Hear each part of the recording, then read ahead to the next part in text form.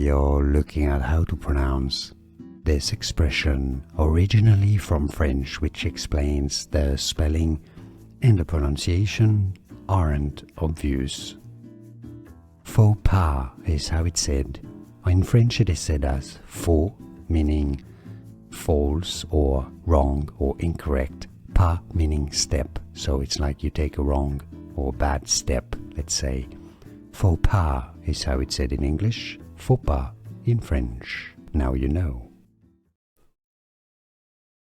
We are looking at how to pronounce this expression, originally from French, which explains the spelling and the pronunciation aren't obvious. Faux pas is how it's said. In French it is said as faux, meaning false or wrong or incorrect, pas meaning step, so it's like you take a wrong or bad step, let's say.